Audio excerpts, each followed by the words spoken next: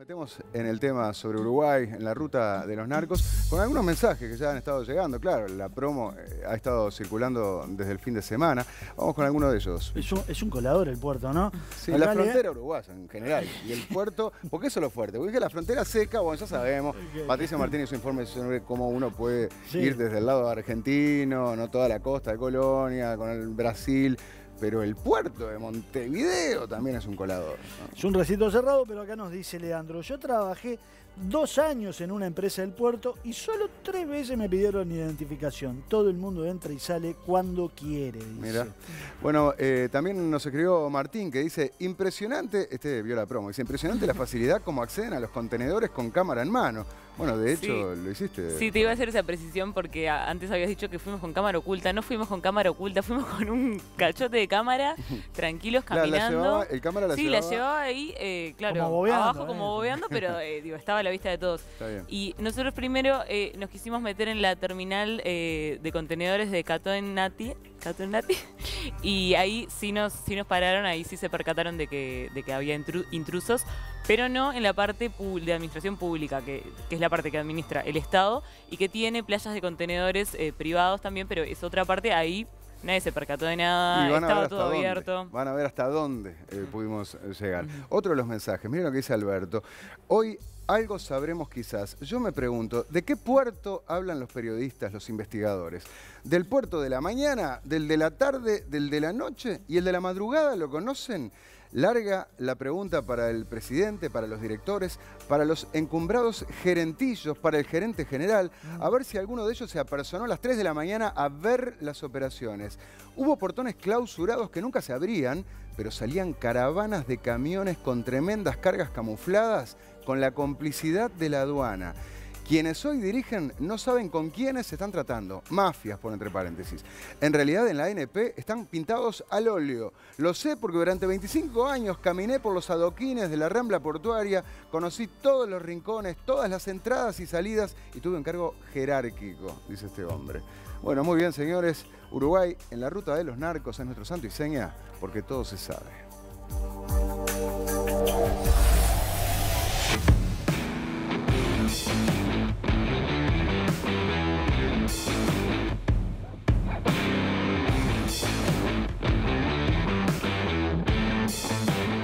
La droga venía escondida en estos paquetes de lana cruda en ese contenedor. Varios militares comprometidos en la investigación que lleva adelante la justicia por la salida de 600 kilos de cocaína. Un peón cobraba $10.000 y miraba bastante para el cielo, porque cada vez que pasaba la avioneta tiraba ese paquete con drogas. Tenemos que hablar de una incautación histórica. Histórica no solamente para nosotros, para Alemania, para Europa. 4.500 kilos. Un importante operativo policial desplegado por la Brigada Antidrogas y dirigido personalmente por la fiscal Mónica Ferrero en Parque del Plata permitió incautar casi 1 tonelada de cocaína. La cocaína es un negocio que no deja rincón del mundo sin penetrar y encontró en Uruguay a un país para incorporar a sus rutas. Tanto es así que el pasado 6 de agosto el multimedio alemán Deutsche Welle y el diario francés Le Monde consideraron a Uruguay el nuevo centro mundial del narcotráfico, después de que se supiera que las 4,5 toneladas de cocaína incautadas en Hamburgo habían salido de nuestro país. Tras conocerse la incautación de Hamburgo, el área de operaciones aduanera envió un comunicado interno diciendo que, visto los últimos acontecimientos que están relacionados con el ingreso y egreso de sustancias prohibidas al país y considerando que es necesario establecer medidas para extremar los controles, enumera una lista de acciones que desde 2014 están en el Código Aduanero, es decir, que hace 5 años deberían estar haciéndose, pero al parecer no se hacían. Frente a ese escándalo que motivó la renuncia del director de aduanas Enrique Cannon, la pregunta es, ¿qué tan seguro es el puerto de Montevideo? La vigilancia aduanera venía decayendo, hasta que caímos en esto, ¿no? ¿Caímos en esto en qué? En esto de no poder llegar a controlar lo que está saliendo. Porque esto es una falta de control, evidentemente. Estamos diezmados de personal. Imagínate que el promedio de edad acá son 60 años. La gente ya se está jubilando. Y quedamos pocos compañeros jóvenes. que no están en esa tarea específica. ¿Qué tarea específica? ¿La de revisar contenedores? Claro, revisar contenedores, todo el trabajo de campo que tiene la aduana. Las autoridades ahora van a empezar a preocuparse en hacer un sistema más exhaustivo de controles, porque evidentemente hay que rever algunas operativas que se estaban haciendo, que cuando no había circulación de droga en el Uruguay no había por qué hacerlas, pero bueno, ahora que se han detectado diferentes casos, no queda otro remedio que ajustarla. ¿Cómo es la seguridad dentro del puerto? O sea, ¿yo puedo ir y me puedo meter? Sí, tal cual, cualquiera.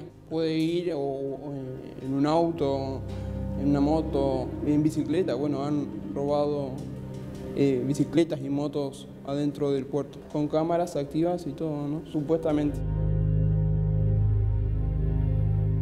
Por eso decidimos venir sin aviso y sin permiso al puerto de Montevideo.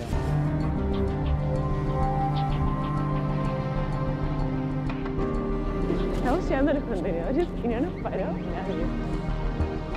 Ay, nos paró alguien. Estoy por la parte de la seguridad y quería saber cómo se habían filtrado. Ya nos echaron de una entrada, pero ahora vamos a ver si de otra no nos echan. Que llegó un buquebús, vamos a darnos de cuenta que estamos buscando un buquebús. No, ¿cómo vamos a disimular con la cámara? Cualquier cosa, Santiago, sepárate de mí, yo estoy con esta gente.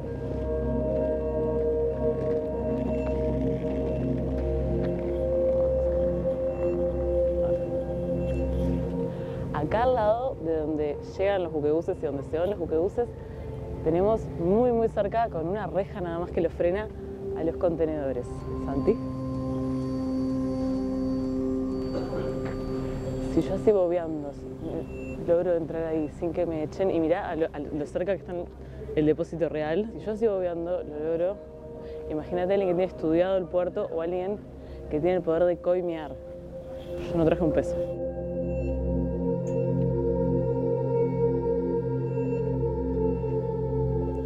Me acabo de pasar a la parte de depósitos así como así. Vimos que hay unos depósitos que están al lado de buquebús, que puede entrar literalmente cualquiera. Cualquiera puede entrar. ¿Y ahí se puede haber cargado droga? ¿Se comenta algo? ¿Que pasa algo ahí? No hay, el rumor está en los Braus. Que es uno de los depósitos privados, sí, que es... un depósito portuario. Sí, que es el que estuvo involucrado ahora con las 4 toneladas y estuvo el año pasado... Con el de lana. El de lana. También. El tema es que después que el contenedor tú lo dejas a disposición en la playa de contenedores esperando que llegue el barco, pasa 3 o 4 días en la playa de contenedores, después va 20 o 23 días, depende de la cantidad, al destino donde vaya, la cantidad de días que va en ese barco, y muchas veces nosotros no tenemos líneas directas y los contenedores van haciendo transbordos en diferentes puertos y van quedando días en puertos sin llegar a destino, ¿no? O sea, hay muchas posibilidades en el camino de, como tú decías, que se le ponga este tipo de sustancias, ¿no? Ante una sospecha, tenés que abrir el contenedor. Abrirlo, desarmarlo, traer una pandilla que trabaje, porque no va a ser funcionario de aduana, sino que tiene que traer una pandilla contratada, que es la que hace todo el esfuerzo de desarmarlo y armarlo.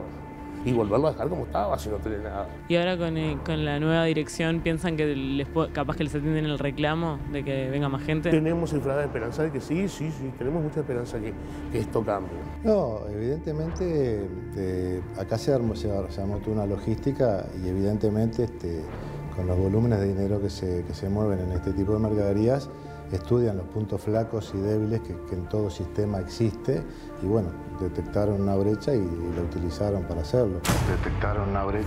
la utilizaron para hacerlo.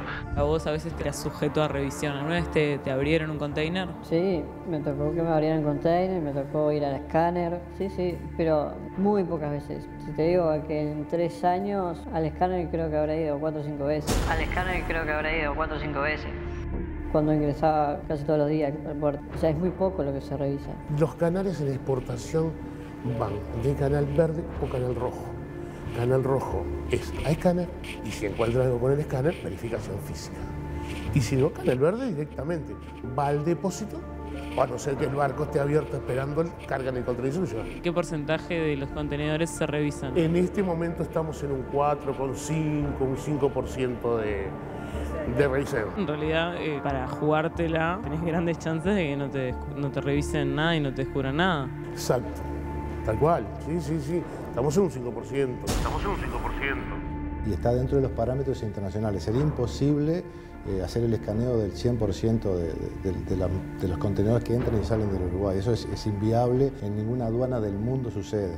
Pero se hace tanto para importación como para exportación. ¿Cuál es esa brecha que decís que encontraron? No, y lo que pasa es que ellos deben haber visto la posibilidad de que, bueno, que el porcentaje era bajo y que, bueno, que capaz que la mercadería pasaba, no se revisaba. Los paraguayos esperan a ir a las 6, 7 de la tarde. Cuando ya está el escáner apagado. Cuando ya está el escáner apagado, para no usar el escáner. Y ellos van con el camión vacío, digamos, a levantar mercadería y la meten al país y se la llevan. En tránsito para Paraguay. Ahí enfrente, medio frente al mercado del puerto, toda esa zona ahí, eso está Paraguay, siempre está Paraguay. Una de las herramientas fundamentales para la seguridad portuaria son los precintos con los que los contenedores que ingresan deben estar cerrados, aunque este camionero explica algunas debilidades del sistema. Nosotros entramos contenedores de arroz y nosotros para el puerto lo entramos sin el precinto. Le ponemos el precinto recién en el puerto, adentro del puerto. Y nosotros no. O sea, no nos abren el contenedor adentro del puerto cuando nosotros vamos a las terminales o Cuenca del Plata o Montecón, ¿viste? Nosotros a nosotros no nos revisan los contenedores adentro. Si llevamos arroz, no llevamos arroz, qué es lo que llevamos adentro. Colocan los códigos los muchachos que trabajan en Montecón ahí, o Cuenca del Plata, colocamos el precinto y así está. No se abre nunca el contenedor para entrarlo, para ver qué hay adentro. Ese es otro tema más, ¿no? ¿Te sorprende todo esto, todas estas incautaciones que están habiendo, o te parecía algo que iba a pasar? En realidad no me sorprende. Porque, o sea, es obvio que puede pasar por el poco control que hay. Más sorprende la reacción del gobierno, que arman un circo gigante, como que, ¿cómo pudo haber pasado esto? Claro, como que nadie se la veía venir y... Yo creo que, claro, esto surgió por una denuncia de que encontraron esa droga en otro país, que justo la encontraron. Pero esa maniobra es difícil no creer que no esté de hace tiempo. ¿La gran boca de salida es el puerto? Sí, es en cantidades, por eso estaba hablando. En cantidades es el puerto. En cantidad el puerto. Ahora, en intensidad a veces es el aeropuerto, porque no olvidemos que por el aeropuerto están pasando continuamente correos humanos o correos courier. Y vos tenés frontera de Río, de Uruguay. No te van a pasar por arriba del puente, se van a pasar por el río. Frontera seca. Salimos a caminar, te invito a salir a caminar por la frontera, no sabes si estás en Brasil o estás en Uruguay. Y aérea también, están tirando... En un último congreso que tuvimos en Argentina el año pasado, se habló de radialización, de radializar toda la zona. Nosotros no lo tenemos. Yo creo que la última vez que tuvimos un cielo seguro fue cuando vino Bush. Dentro del puerto está la terminal privada de Catón Natie y fueron los únicos que se percataron de que quisimos entrar al puerto sin autorización, por lo que días después se ofrecieron a darnos una recorrida, cosa que ni de aduanas ni de la administración de puerto nos permitieron.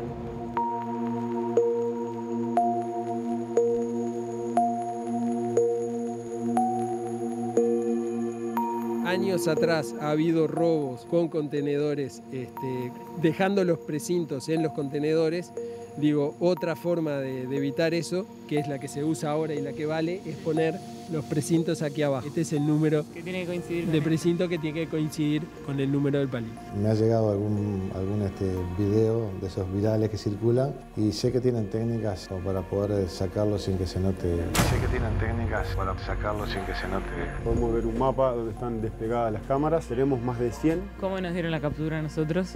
Bueno, ustedes entraron por el acceso B, es la salida de camiones. Estamos llevando los contenedores y no nos paró nadie. Si estamos frente a un negocio tan millonario como lo es el narcotráfico, ¿cómo se puede frenar que un funcionario acepte una coima millonaria? El narcotráfico permea todas las capas de la sociedad y bueno, este es un trabajo de todos el poder concientizar de que arrancando con la corrupción, una cosa lleva a la otra. ¿Tienen algo para prevenir la corrupción o detectarla, aunque sea?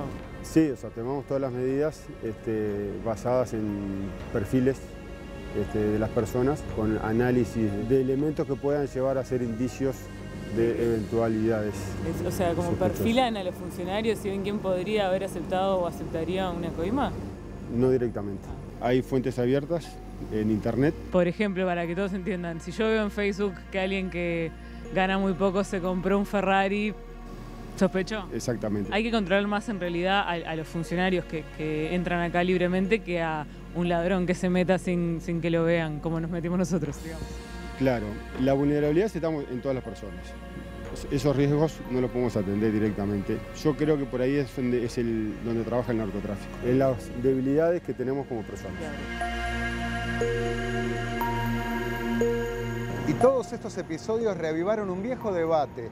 ¿Tiene sentido la guerra contra el narcotráfico o deberían liberalizarse todas las drogas? En el año 1972, Richard Nixon le declaró la guerra a las drogas. Desde entonces se gastaron cientos de miles de millones de dólares. Los muertos se cuentan por cientos de miles. Los plantíos aumentaron. Las drogas se multiplicaron y se abarataron. Los consumidores aumentaron. Algún día, cuando pasen los años, nos vamos a dar cuenta de que esto es como la esclavitud, como es una guerra que está perdida y seguimos pensando en ideas de bajar aviones. Entonces, a mí que Vargas Llosa, que ustedes, que Escotado, que todos digan, sí, bárbaro, liberemos todo. ¿Estamos preparados para eso? Porque es un problema de salud pública. Lo que se puede decir es lo siguiente, las políticas prohibicionistas que tenemos en América Latina claramente no están dando resultado. Eso sin duda que no. Lo cual, ojo, es un tema que podemos hablar, no implica en absoluto que cambiar ese régimen tenga por qué dar resultados mejores. Pero el régimen prohibicionista no está funcionando y eso es evidente porque cada vez se consume más droga en el mundo y cada vez se produce más droga en el mundo, por lo cual también se trafica más droga en el mundo, ¿no? Es decir, entonces si el objetivo mínimo que tenemos es reducir todas esas variables, estamos cerrando. ¿Vos estás de acuerdo con legalizar las drogas? No estoy de acuerdo si se hace solamente por una parte de la sociedad. No, si es global. Tiene que ser global. Y para que sea global yo todavía lo veo muy lejano. Lo que también sucede muchas veces es que como se trata de un tráfico internacional, siempre hay un efecto de cucaracha, un efecto de globo. Es decir, cuando un país hace muy bien su trabajo, o relativamente bien, es muy probable que pase a otro. Cuando en Colombia, a partir de los años 90, empezaron a realmente destruir cultivos de forma con ayuda de Estados Unidos, la producción empezó a bajar en Colombia y pasó a Perú y Bolivia. Y lo mismo pasa constantemente. Pero sin importar lo que se piense sobre el tráfico de drogas, estar en su ruta tiene serias consecuencias para el país. A ver, tradicionalmente o hace varias décadas lo que se pensaba era justamente lo que vos decís, que la droga crea problemas en los países donde es producida, no en las localidades donde se produce, que ahí crea problemas, y que luego crea problemas de salud enormes en los países donde se consume la droga. Y que los países de tránsito como el nuestro no deberían tener, en principio, gran problema, debería pasar simplemente. Esto ya no es así, o sea, ya desde hace varias décadas se sabe, nos damos cuenta que los grupos empiezan también a instalarse en nuestros países. Es decir, a medida que se van expandiendo, se van dando cuenta que hay más negocio para hacer. En el medio, ¿qué hay? ¿Hay narcotraficantes locales de peso importantes? Y hay contactos, sí, siempre dijimos. El hecho de que nosotros en Uruguay tengamos un 60% de personas que no terminaron el liceo implica que es el paraíso para un grupo criminal. Es decir, para formar pandillas, para conseguir a personas que se sumen al delito. Es el paraíso directamente. Y eso puede influir perfectamente, ¿no? Que en Uruguay sea más fácil instalarse porque hay más personas dispuestas a tomar ese rol que en otros lados. Menuda joda. Escúchame, estamos perjudicando el comercio exterior uruguayo. Todo lo que sale de acá lo van a mirar hasta de canto. Evidentemente un tema como de que esté pasando droga a través de Uruguay, la imagen como que se resiente en los mercados al cual se está vendiendo, ¿no? Los mercados de drogas y los mercados ilegales están rodeados de violencia, ¿no? Y en Uruguay estamos viendo que la violencia aumenta de manera casi exponencial. Tenemos más crimen organizado en el territorio y eso implica que los grupos de narcotraficantes tienen más recursos humanos con los cuales trabajar acá en Uruguay. No, tenemos que cortar esto. Esto se tiene que cortar, se tiene que terminar.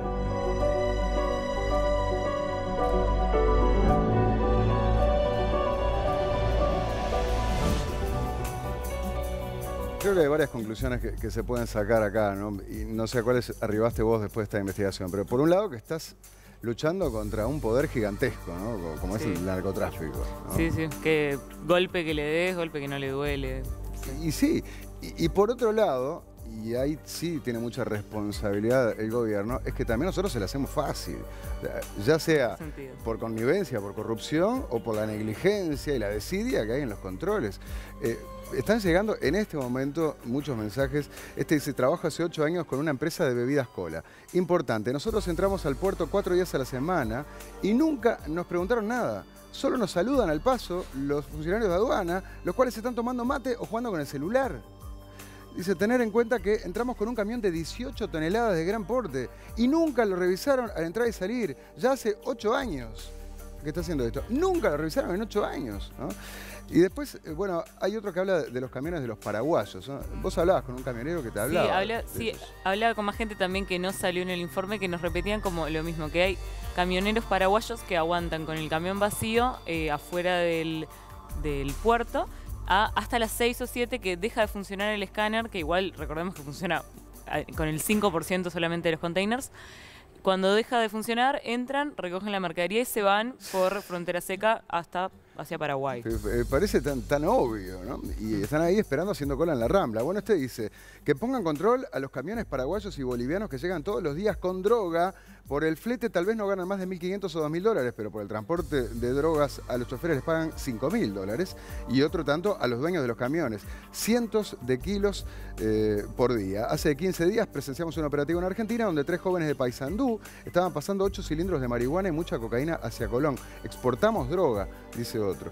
Y bueno, a ver, también queda claro, hoy hablaba con un funcionario de aduana de hace años, con un cargo importante, y aparte en estos roles claves y fundamentales. Y en relación a los precintos, dice, bueno, hay un precinto que es el garantiza que esté cerrado el contenedor y no se puede abrir. Dice, mira, los precintos con ácido de batería, y lo he visto, ¿no?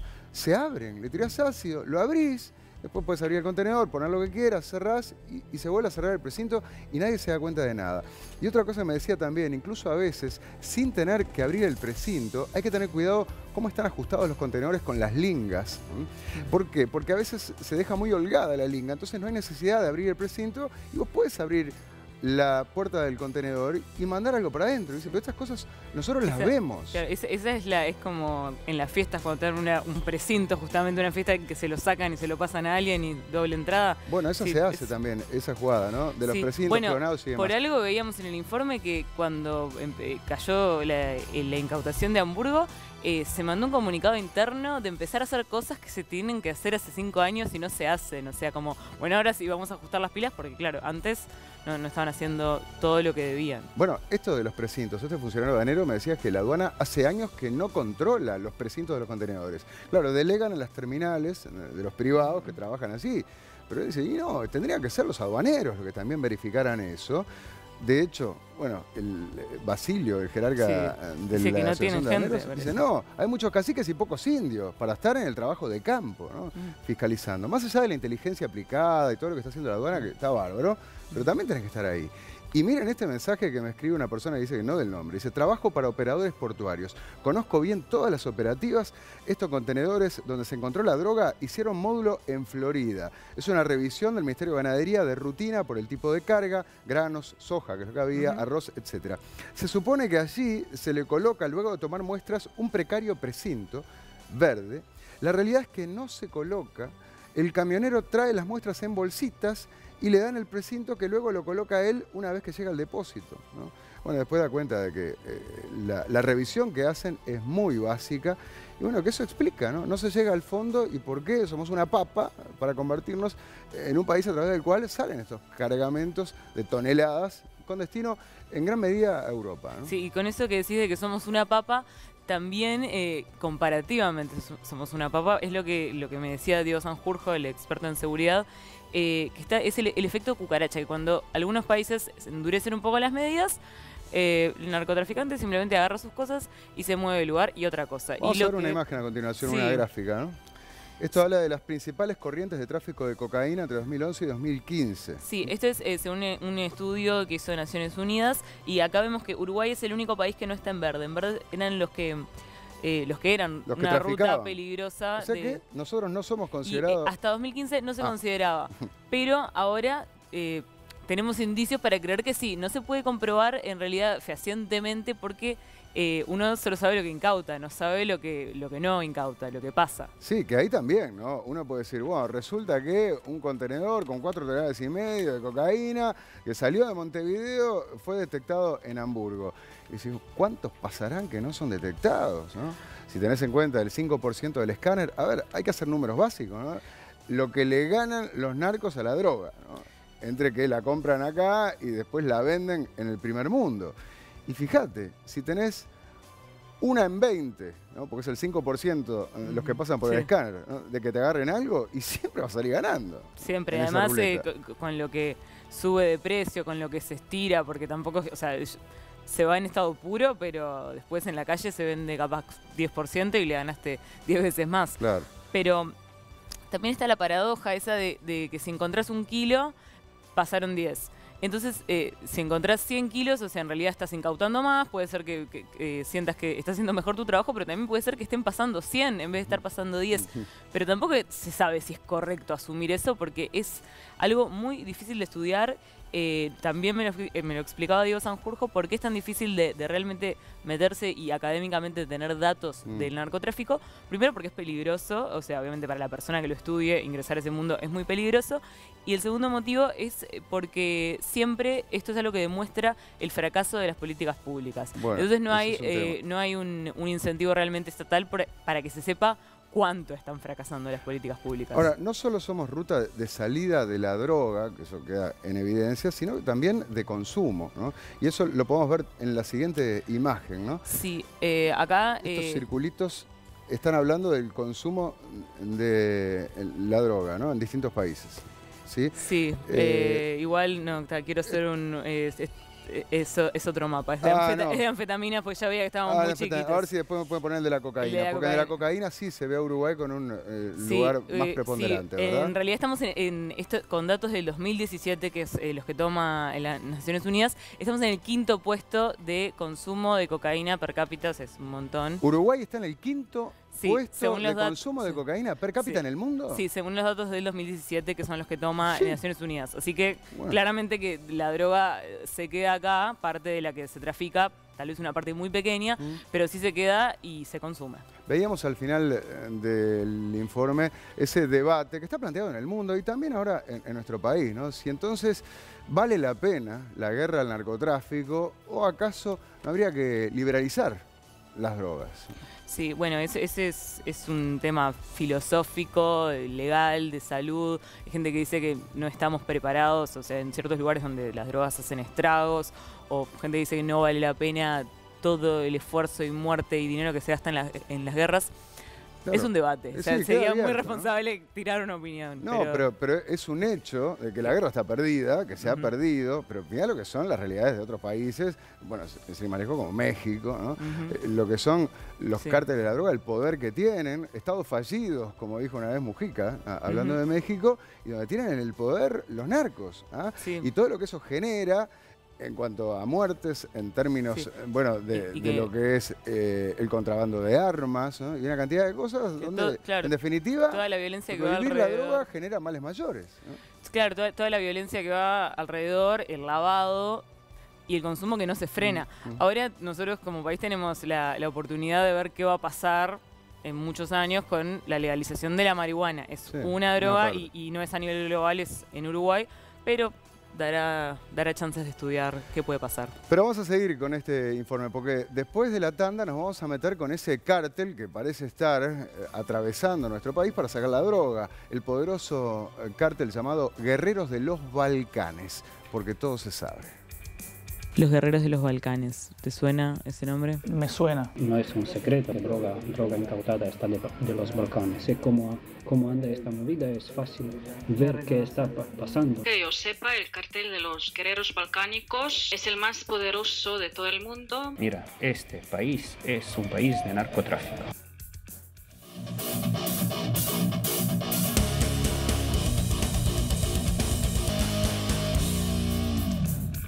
Pasadas las 11:30 de la noche, seguimos con este santo y seña sobre Uruguay en la ruta de los narcos.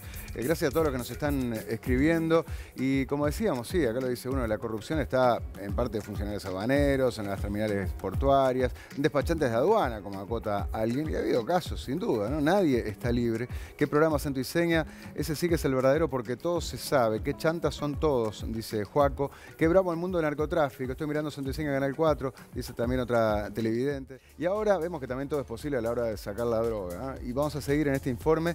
A ver si ahora podemos compartir la placa del consumo de cocaína en Uruguay. Fíjense, ¿no? El tamaño de los círculos habla de cuánto se consume la cocaína. Y fíjate lo que es en el tamaño de Uruguay. Bueno, es más grande que el Uruguay, el circulito, ¿viste? Sí. Por algo decía Fernanda que somos el 5º país del mundo en consumo de cocaína. Ahora, Uruguay, más allá del consumo, se ha convertido también en un lugar clave para la ruta del narcotráfico. Salen toneladas de droga y, bueno, cada tanto, lamentablemente, batimos algún récord, ¿no? Sí, por ejemplo, este mes, en agosto, fue un mes de récords. Empecemos, por ejemplo, el récord internacional que metimos con la incautación en Alemania del 2 de agosto pasado, en el puerto de Hamburgo, donde se incautaron 4.500 kilos de cocaína. Sí, nunca habían incautado una cantidad así. La Deutsche Welle, medio alemán, decía, incautan récord de cocaína de Alemania en contenedor procedente de Uruguay. Y bueno, salió de acá, sí. Era un contenedor con 211 bolsos deportivos que iban dentro de un contenedor con 4.200 paquetes de cocaína con un valor de mercado de 1.000 millones de euros. Metidos entre la soja, ¿no? El barco llevaba soja de los Cerrillos y este caso fue el que derivó en la caída del director nacional de aduanas, ¿no? Sí. De Quecano. Y casualmente o no, al día siguiente se incautó un matute en Parque del Plata, en el operativo Varsovia, histórico también, que seguramente era droga que tenía un destino internacional. También, y venía del exterior también, 854 kilos de cocaína en 817 envoltorios en una casa en Parque del Plata. Cayeron 5 personas con el correr de los días detenidas, aún se busca 2 brasileros. Y lo curioso que el primer procesado fue el encargado de cuidar la casa, al que le pagaban 5.000 pesos por día por cuidar esa casa con todo lo que había atrás, ¿no? No, nada, ¿no? Claro. Al lado del valor de los kilitos que tenía. Claro, este cargamento venía de Bolivia y el valor de mercado del menudeo en Europa se estimaba en 250 millones de euros. En mayo también habíamos tenido 2 episodios de entrada y salida de droga enormes, que por suerte en estos casos pudieron ser detectados, aunque da para suponer que esto ocurre con mucha mayor frecuencia. Bueno, el mes empezó con una incautación en la Ruta 1 cerca de Santiago Vázquez de un cargamento de 431 kilos de cocaína que estaban en un camión. Fueron atrapados los delincuentes el viernes 3 de mayo. Atraparon a 3 colombianos y a un uruguayo. Pero a mediados de mes ocurrió el otro papelón internacional, esos 600 kilos de cocaína que olímpicamente salieron de un jet privado del aeropuerto de Carrasco rumbo a Francia. El avión, el jet privado, hizo escala en Niza, pero terminó siendo incautado en Mulhouse, Basilea. Los narcos eran del cártel de los Balcanes y en Europa y Asia cayeron 16 personas. Acá en Uruguay cayó un militar de la Fuerza Aérea. Ese era el que tenía que revisar en el escáner, ¿te acordás, no? Y que en determinado momento se fue de su puesto de trabajo y claro, le habían pagado $30.000. Previo pago de 30 lucardas para que no controlara. Ahí pasaron 39 bolsos con droga. También cayó un oficial de Interpol que le hizo el contacto y la ex mujer del militar también. Evaluado en $200 millones ese cargamento. Era cocaína pura.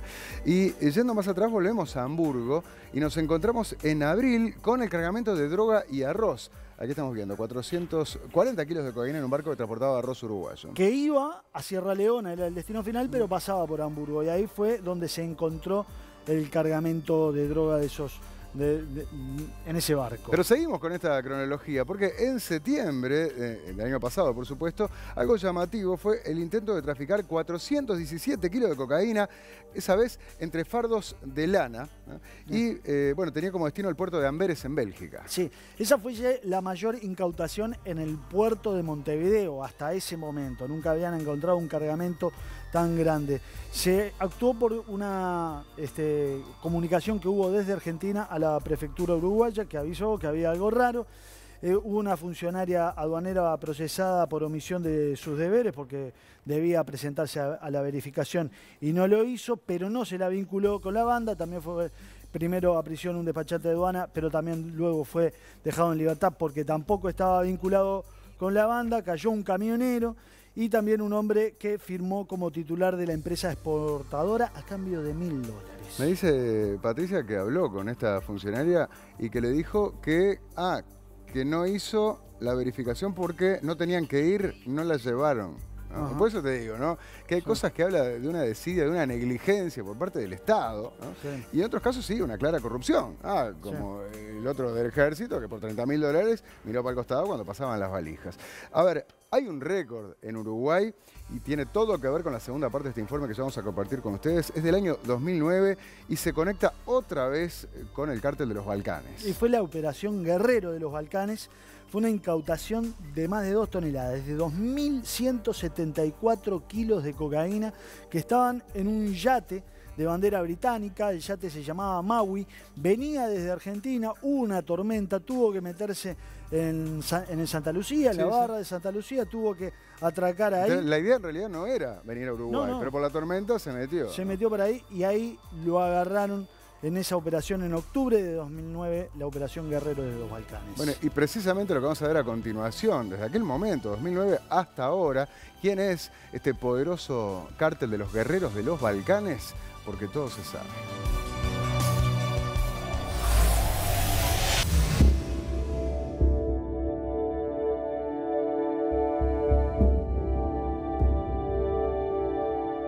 Vinimos hasta el penal de Libertad a hablar con el croata Anastasio Martincic.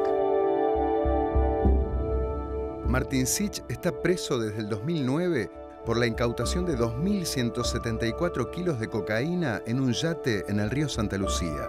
Tras el allanamiento, fue arrestado en el Hotel Regency Golf y procesado por el delito de tráfico de estupefacientes, aunque él sostiene su inocencia. Yo era intermediario en compra y venta del yate, solo esto no es un delito, ¿no? Alguien tiene que hacer esto, ¿no? Alguien compra, vende yates, otros compran, venden autos, terceros compran y venden pan. O sea, yo compré y vendí un yate, esto es mi único error. La operación que permitió la millonaria incautación del 2009 se llamó Guerreros de los Balcanes, mismo nombre que lleva el cártel responsable tanto de aquella maniobra frustrada como de los miles de kilos de cocaína que recientemente salieron desde Uruguay hasta Europa. Todas las incautaciones que hubo, las de 4,5 toneladas, los 600 kilos del avión, estás reconociendo el modus operandi de los guerreros de los Balcanes.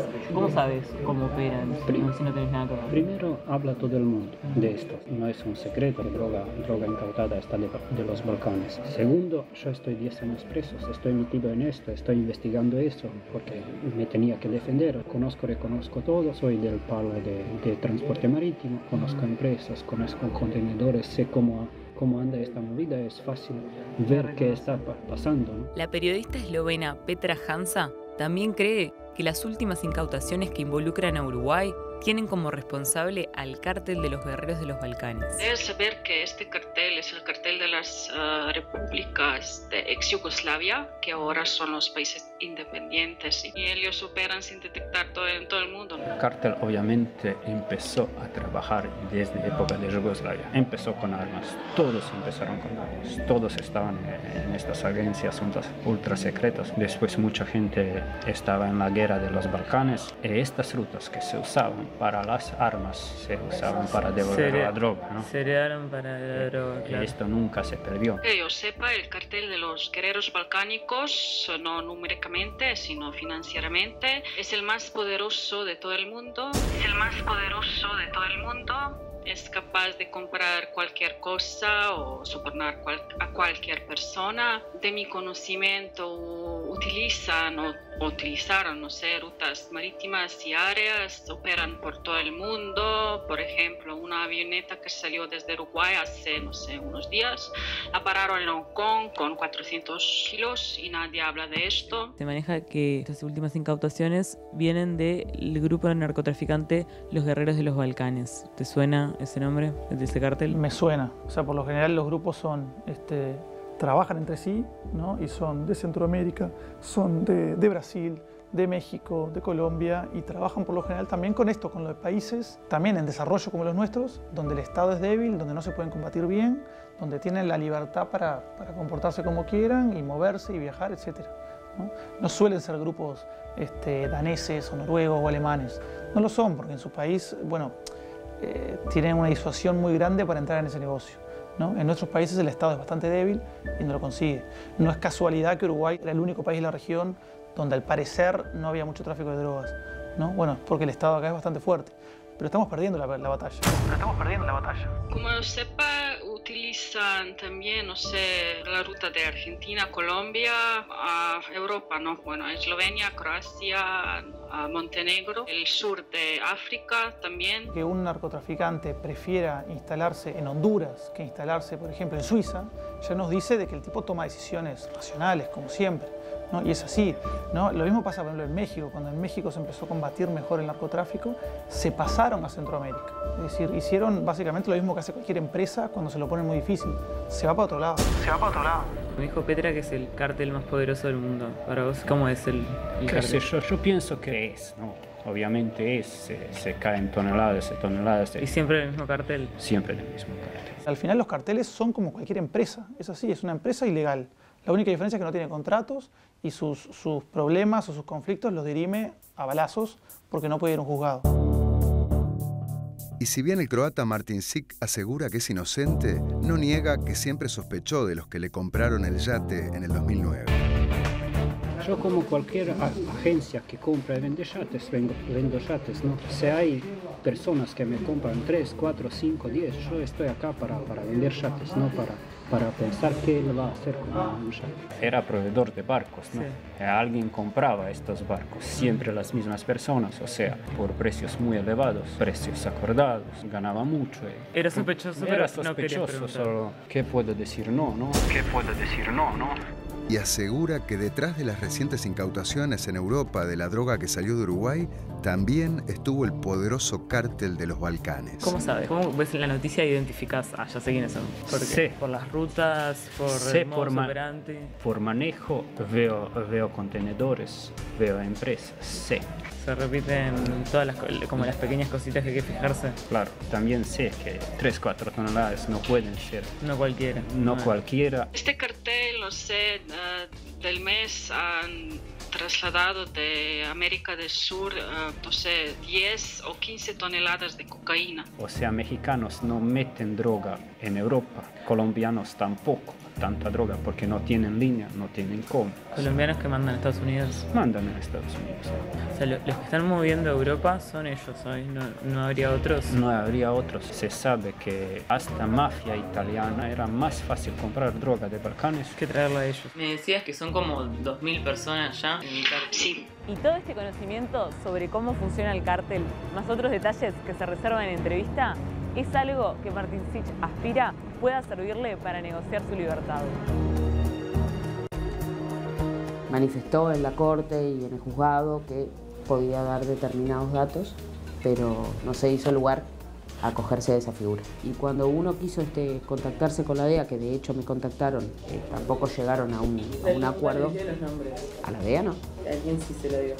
Esto, por ejemplo, sí, yo lo presenté a la Suprema Corte para que se acogiera a esa figura de testigo protegido y la Suprema Corte dijo que no correspondía. ¿Sabe cómo es? Tocar estas cosas es muy complicado. Allá en Eslovenia era un caso muy grande, un caso que suena, quería mi protección, ¿no? Tiene una hermana, tiene sobrino, tiene hija.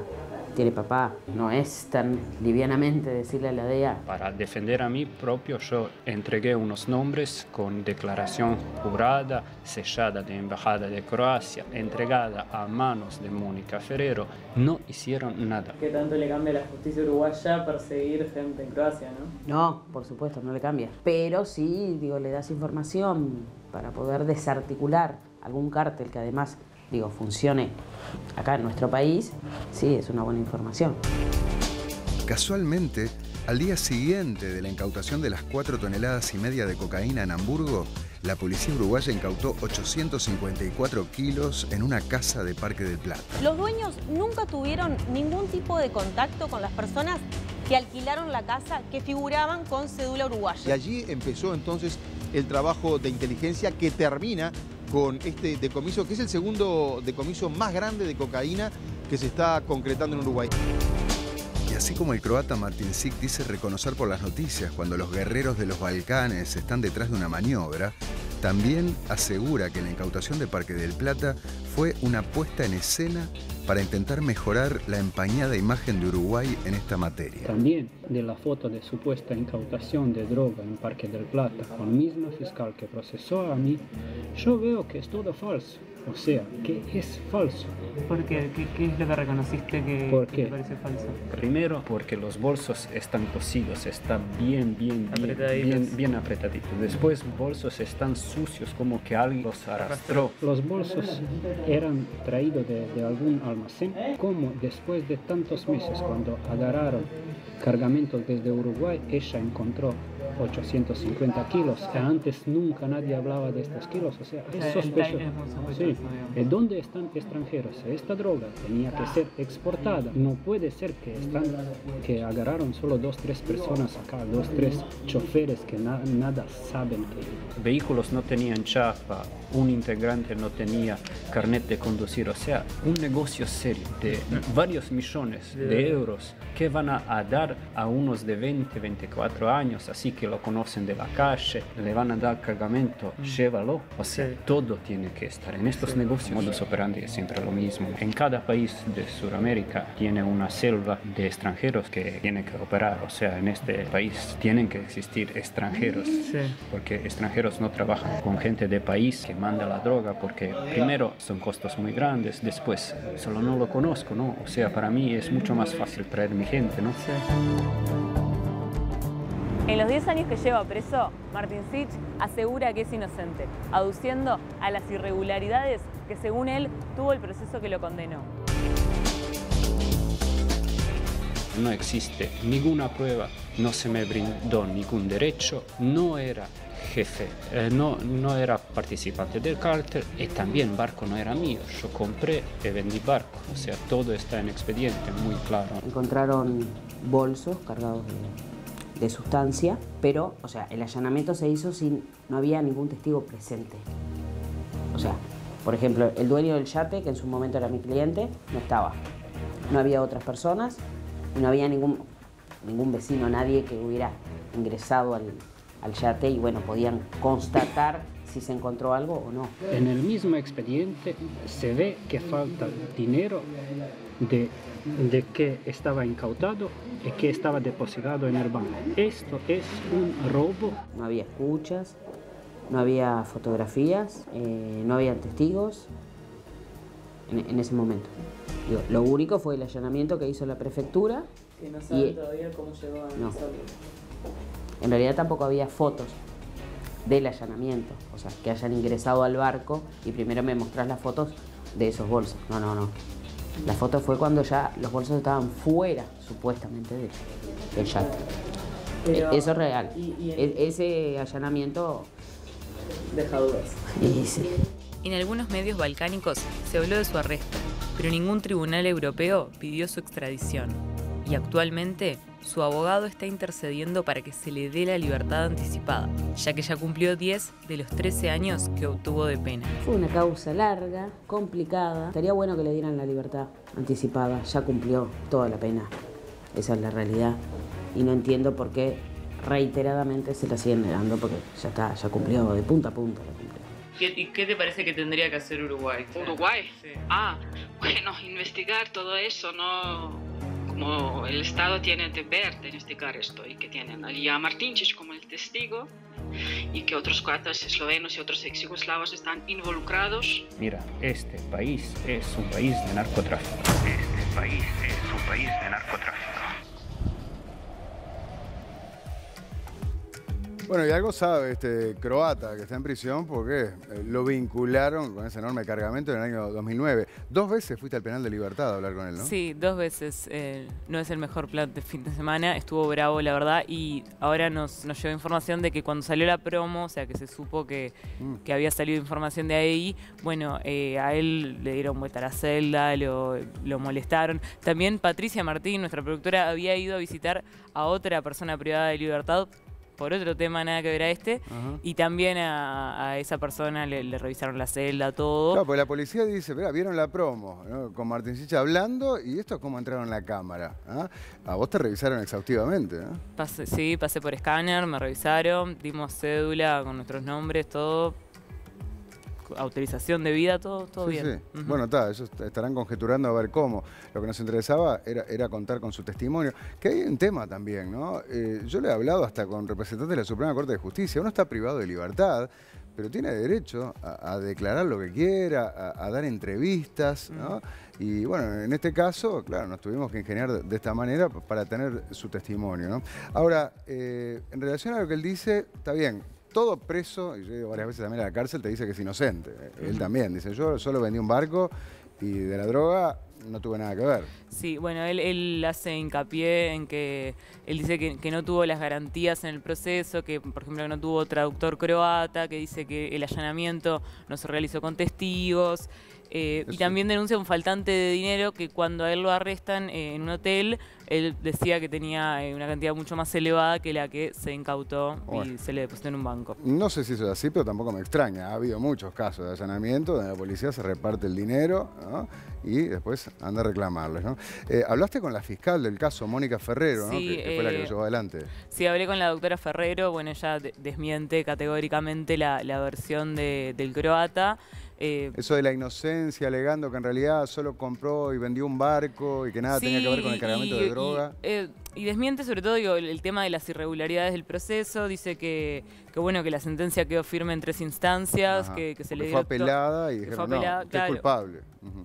Y bueno, y que, o sea, que se le dieron todas las garantías según ella, y que dice que es una investigación que surge de una investigación argentina, o sea, que viene ya investigado de tiempo antes, no es que empezó acá. Y esa información, bueno, fue utilizada por la justicia uruguaya. Hablando de Argentina, el diario Clarín, y lo podemos ver aquí, ¿no? En su momento, 2009, ¿no? Titulaba Decomiso récord ordenado por la justicia argentina. En Uruguay. Claro, era acá en Uruguay, ¿no? Encuentran en un yate en Santa Lucía más de 2 toneladas de cocaína. Esto fue en el 2009, decíamos. Fue en el 2009, justo en un día que había partido Uruguay-Argentina. Sí, 2009 eso era eliminatorias para el Mundial de Sudáfrica. Claro. Eso es cuando Maradona dijo sigan chupando, ¿se acuerdan? La conferencia de prensa que nos ganaron 1-0 y que igual clasificamos al Mundial de Sudáfrica. Claro, estamos todos pendientes de eso y los argentinos también estaban pendientes del fútbol. Era un día que estaban los 2 países en otra y ese era el día que el yate debía moverse, y en realidad lo que pasó es que hubo una tormenta ese día y el yate tuvo que parar en Uruguay, y ahí es cuando lo allanan, se encuentran las más de 2 toneladas de cocaína. Pero él no estaba ahí, el croata. Y él no estaba ahí. Lo que pasó es que, o sea, él lo había vendido y estaba en un hotel. Lo arrestan en el hotel con el dinero con los miles y miles de euros, y después posteriormente lo vinculan a la causa y termina siendo el único procesado por este caso. Él quiso pactar con la justicia, ¿no? Y ofrecía nombres, información, como la figura del arrepentido que estamos viendo tanto últimamente. Él quiso declarar como testigo protegido, dando una serie de nombres, fechas, dónde estaban, modus operandi, todas esas cosas que él dice que sabe, y no sé... no logró ni con ningún organismo de acá, de la justicia uruguaya, ni internacional. ¿La fiscal qué te dijo? La consulté a la doctora Ferrero. Ella dice que sí se la consultó, pero que ella quería ciertas garantías. Quería que hubiera un traductor, que estuviera todo firmado, y que él no aceptó esas condiciones. Entonces ella tampoco. Él lo que dice es que él ofreció, ella no aceptó. Desenlace, no hubo acuerdo, no entregó esos nombres, sigue preso. Terminó procesado. Primero se le había imputado la organización, participar de la organización y del financiamiento de la maniobra. Eso se le revocó en la apelación. El delito quedó de tráfico ilícito de estupefacientes. Bueno, Sí, de claro. hecho, ahí tenemos parte del documento. Pero además este croata te contó muchas cosas en relación al narcotráfico, ¿no? Sí, eso fue lo más interesante, porque a pesar de que él sostiene su inocencia y que no debería haber sido procesado por este delito, no niega que siempre trabajó muy cercano a estos grupos. Dice, vengo del palo del transporte marítimo, yo conozco el paño. En la nota te lo decía también, Sí, lo reconocía. O sea, él sabía quién estaba vendiendo el barco. Y bueno, ¿qué voy a hacer? Había muy buena plata, no lo voy a vender. Ese es su argumento, ¿no? Sí, y bueno, nos contó y cuenta como detalles que realmente son para un libro. Por ejemplo, él dice, no, mira, se necesita mucha gente para mover droga, pues se necesita mucha plata para comprarla, plata viva. Sí. Y dice, ¿sabes ¿Por cuál? qué mucha gente? Dice, ¿por qué se necesita mucha gente? Porque en una persona vos podés esconder hasta $300.000. Más no entra. Entre las ropas. ¿sí? Físicamente más no entra. Se está calculado. Entonces, decía, por ejemplo, si un kilo de cocaína son $6.500, una tonelada son $6.5 millones. Sí. ¿Y sabes cuánto pesa, cuánto ocupa eso en billetes de 100? Y es como, claro, los problemas logísticos del narcotráfico. Claro. O sea, Te hizo un dibujo también, que, lo podemos ver a continuación, ¿no? ¿Qué es todo este croquis? Sí, este dibujo me dio, es, mirá, es el camino de la soja, de la soja. Está escrito por él, claro. Sí, tiene alguna falta de ortografías porque no Bien. es su idioma. Entonces, lugar de carga, ¿no? Revisación de aduana, dice. Transporte, puerto de salida, revisación de aduana de nuevo. Montevideo, los puertos de pase más escala, ¿no? Sí. Y el puerto de llegada, en este caso Hamburgo, con la revisación de la aduana. Y pone puntos corruptibles. Claro, los puntos corruptibles donde se puede coimear a O alguien. sea, ¿dónde está la aduana? En los 2 puntos donde está la aduana. Eso me lo explicaba él así como para niños. ¿Y le preguntaste qué piensa sobre estas grandes incautaciones que se han dado en estos últimos meses? Sí. Le hice 2 preguntas, porque se leyó en varios lados como que esto fue un sensible golpe al narcotráfico, Sí. ahora sí. Y yo le pregunté, ¿hay tal cosa como un sensible golpe al narcotráfico? O sea, que realmente lo sientan, que les hiera el negocio. Me dijo, no hay manera, ni este cargamento. O sea, lo que Ni se le siquiera 4 toneladas y media lo que se le gana es tanto más. Que realmente no existe tal cosa. Y en relación a la propuesta de liberalizar la droga para terminar la guerra contra el narcotráfico, ¿le preguntaste eso? Le pregunté también qué pensaba, si no hay tal cosa como un golpe que lo sienta el narcotráfico, mejor liberalizar. Me dijo, no, o sea, me miró como loca, me dice, no, ¿cómo vas a liberar algo que hace tan mal como la cocaína? Es más, él vio todas las voces, porque mira el 4, y me dijo que Graciela Bianchi le pareció la más sensata, que estaba muy de acuerdo con ella, que no... Está en contra de liberalizar. Está en contra, sí. Bien. Le debe quedar poco tiempo en el plan de libertad, me imagino, ¿no? Porque ya hace años que está, como decía su ex abogada, ¿no? Sí, va 10 años de 13, su abogado está pidiendo la libertad anticipada y bueno, y él está confiado que es posible que se la den pronto. Pero también te asegura lo que en general manejan las autoridades, que detrás de la mayor parte de los cargamentos de droga que salen de Uruguay hacia Europa está este cártel de los guerreros de los Balcanes, ¿no? Sí. Esa es la ruta, y eso tiene que ver también con lo que te decía Sanjurjo, o sea, en la medida en que los cárteles y los puertos de Centroamérica están mucho más fiscalizados, y bueno, entonces buscan una vía alternativa, ¿no? Y en este caso es Uruguay. Exacto. Bicho, vamos con algunos de los mensajes que han estado llegando. Sí, tenemos este mensaje de Nil Olivera, nos dice: Uruguay, que no es muy conocido a nivel mundial salvo por el fútbol, acaparó los principales portales de la prensa del mundo por haber sido el lugar de origen del mayor cargamento de cocaína incautado en Alemania y 600 kilos que se fueron por avión. Y hasta ahora no se ha sabido qué pasó y cómo se burlaron los controles que tienen que haber en lo que sale del país. Bueno, bien, señores, hasta acá hemos llegado con este informe sobre Uruguay en la ruta de los narcos.